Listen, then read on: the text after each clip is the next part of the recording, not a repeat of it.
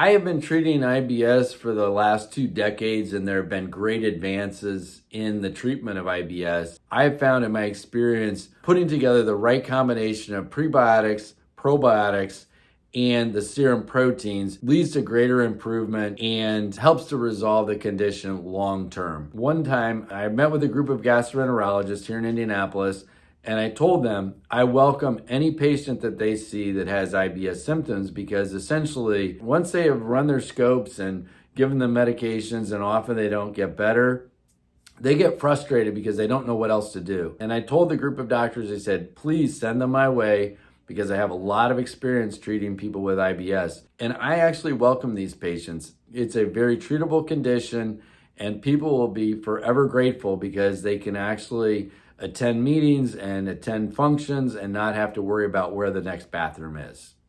Why are we talking about gut restoration? Irritable bowel syndrome is one of the most common complaints that we hear in a medical office, and people are discussing this online, trying to find solutions. It presents itself with gas, bloating, sometimes constipation, sometimes diarrhea. So why is there such an epidemic of irritable bowel syndrome?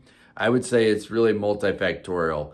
Antibiotics in our food sources, such as factory produced meats, application of various chemicals on the crops, including glyphosate, which is Roundup, has antimicrobial activity, meaning that will kill good bacteria in our gut. It can often be induced by pathogenic bacteria like E. coli, Salmonella, Shigella, and a lot of these things that actually you're hearing in the news these days is being contaminants in a lot of the foods that we're consuming. You hear about all these recalls. A lot of times they have Salmonella in the eggs, or there might be Shigella or other bacteria that actually contaminate the foods, get into the intestinal tract, and then can lead to long-term problems such as diarrhea, constipation, discomfort within the intestinal tract.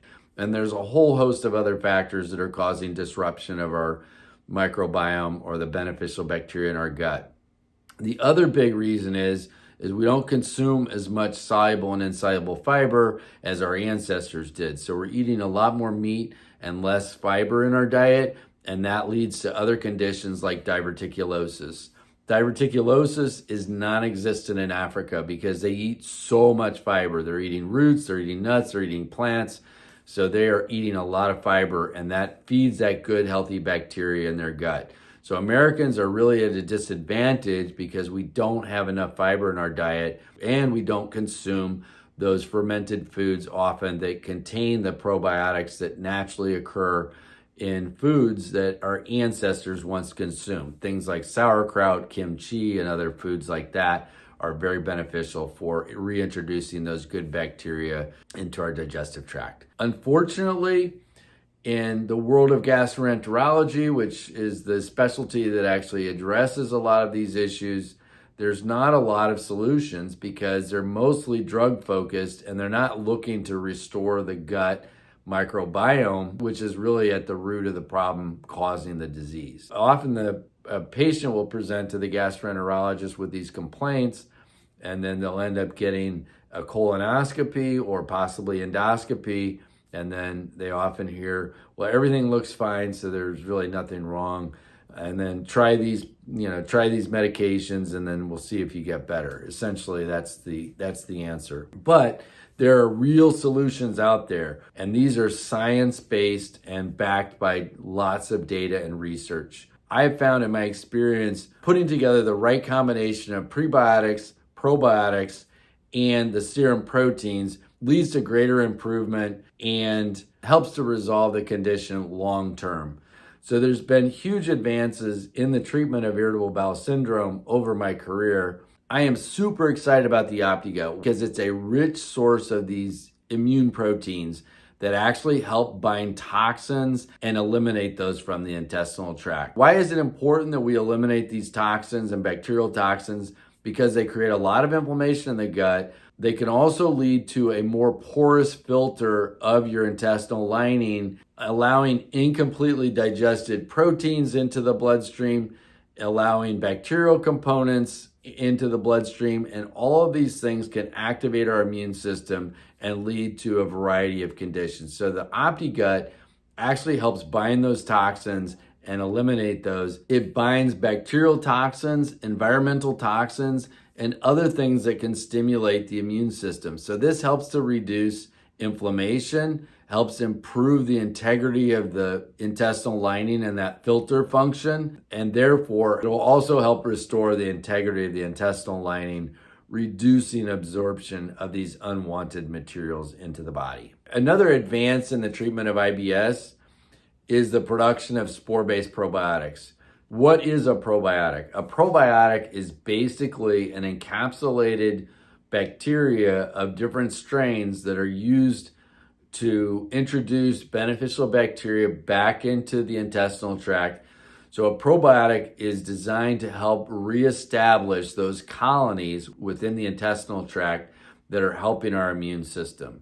So you say, well, which probiotic is the best probiotic? There's so many different strains out there. There's so many different products out there.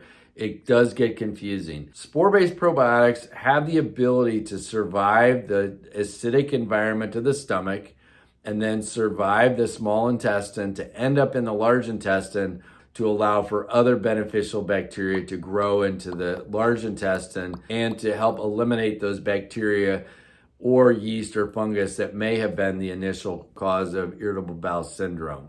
So you hear about spores in nature.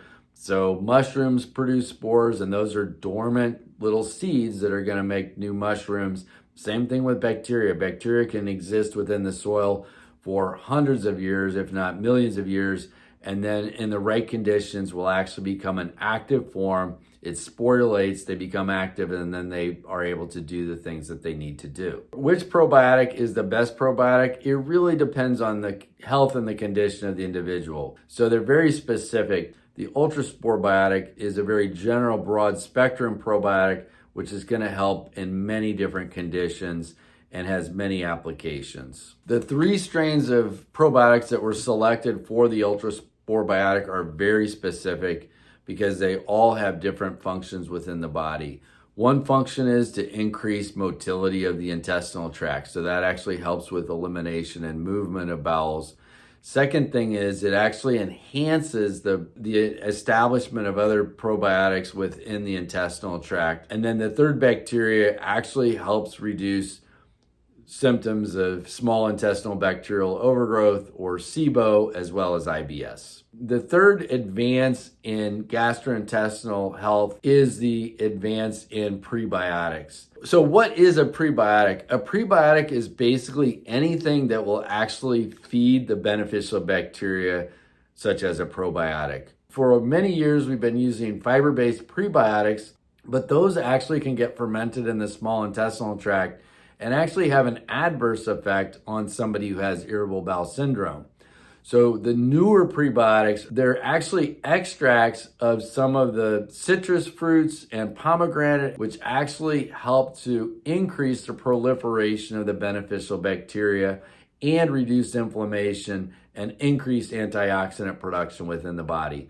So there's been huge advances in the treatment of irritable bowel syndrome over my career. And I am happy to take care of these patients because sometimes they'll come to me and they'll say they know every bathroom between Indianapolis and Cincinnati, and they have to stop multiple times on their way to a sales call. And when those people get better and their IBS resolves, that's just a very satisfying thing as a physician. It is so gratifying to see when we treat these patients and we correct their underlying IBS, then I'll never see them again. I have a fellow who's a young banker downtown, and he would always sit near the door of the boardroom meeting because he was afraid that he would have to get up in the middle of the meeting and go to the bathroom.